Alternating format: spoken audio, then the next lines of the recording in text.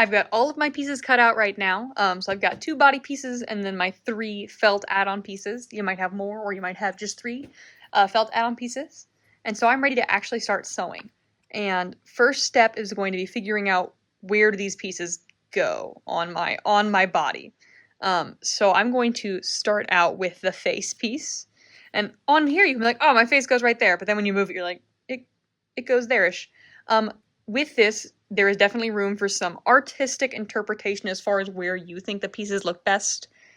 You're going to want things nice and centered. You're going to want them to look generally nice. If you'd really like them to go exactly where this piece is, what I would recommend doing, and this is going to get a little grim, is you take the safety pin and you kind of stab a couple of marking holes. I'm going to go right through the eyes.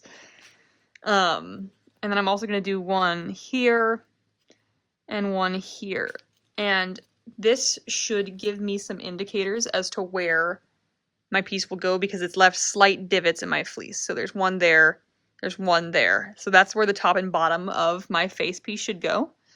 I'm positioning things on the right side of my fabric, so the side without any marker lines on it. And I'm going to line it up with, there we go. So that is accurate to where it would want to be if I was following this pattern exactly. I think it looks pretty good right there, so I'm going to go ahead and stick a pin, a straight pin through it to hold it in place, and then I'm ready to actually start sewing this. I'm ready to start sewing, so the first thing I need to do before sewing is actually to thread my needle. We're going to be using embroidery floss for this project. It's nice, thick sewing thread that's going to show up well for us. So what I'm going to do is I'm going to cut off a piece that's about a foot and a half long, just kind of something in that range.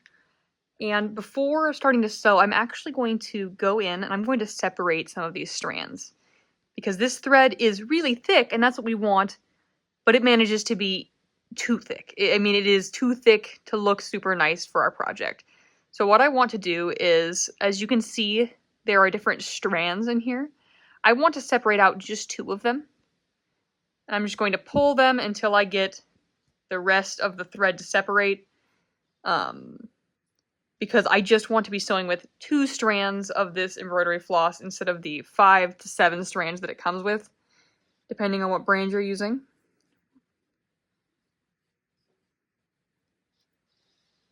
There we go. And I'm just coaxing it to let it go, and there we go. So here's the strands I'm not using right now. I'm going to set those to the side because they could be useful to me later on when I need to rethread my needle.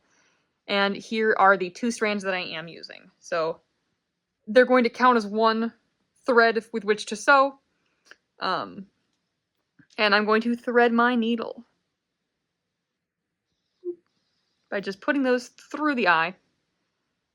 I'm also going to, before starting sewing, I'm going to tie a knot in the end of my thread. So making a loop and putting the tail end through that loop and then pulling it tight. And so now I've got a nice little knot. There we go. I'm also going to clip off the extra thread on the end behind my knot because I don't need that anymore. So for the face, I'm going to be doing a running stitch to attach this to my fleece. So I want the felt and the fleece to be attached. If you don't remember how to do the running stitch, go ahead and pause and head back to the running stitch tutorial so that you can remember exactly how to do it. I'm going to give you a little demo here of what to do on this project, but if you need to know how to do the stitch in general, those videos are still up there for you. So I'm going to start out by putting my needle in through the wrong side of my fabric, and then I'm going to flip it over and pull my thread all the way through. Whoop! And my knot was evidently not big enough.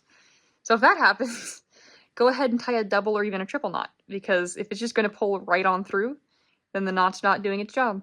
It is not working. There we go. And by doing a triple knot, I'm just tying the knot in the same place 3 times. That is what I mean by a triple knot. Nothing crazy. Okay, round 2. I'm going to stick my needle up from the back and pull it through. And there we go. Now the knot's holding. So I'm going to pull it until my knot is sitting flush against the fabric. And then I'm just going to do a running stitch around. So the running stitch was that one that we just go up and down. It's nice and easy. You're pulling it through and then moving forward and popping out and repeating.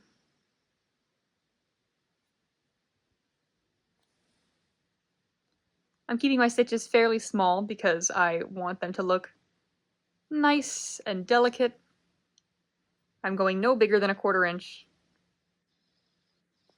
I think I'm going actually a bit smaller than a 1/4 inch because it's looking nicer to me. And you're welcome to use whatever color thread you want on this. You can have it be kind of an accent color. You could have it blend in.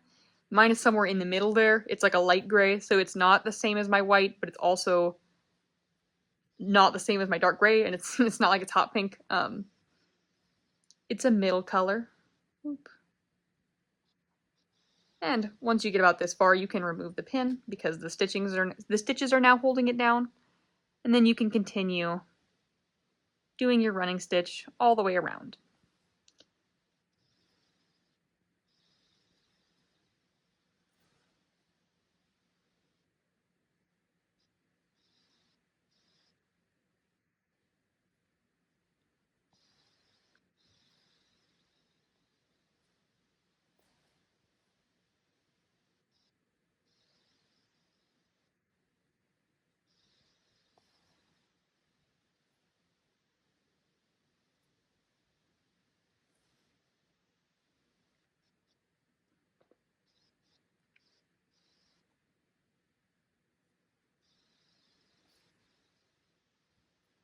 And as you can see, the green marker I used to mark is making itself known a little bit right here. It's as my fingers are touching it, it's sort of pulling the ink out towards the middle.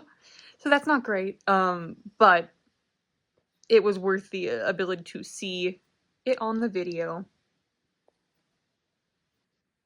And you're just going to keep going until you've gone all the way around, and then we're going to tie it off. For each of the patches on this project, we'll be doing a different stitch to try to practice all the different stitches we learned during our sampler book. So we should be using each of those, or almost all of those, during this project. There we go. Okay, and now that I've reached the end, I make sure that I'm ending with a stitch going to the back, so that my thread is sticking out the back. And I'm just going to stick my needle through the fabric a little bit and tie a knot to tie it off. And so sticking through the fabric, I got my loop here, I'm putting the loop over the needle, pulling the needle through. And once I've tied it off like a couple times, I'm going to snip my thread and I'm ready to move on to the next piece.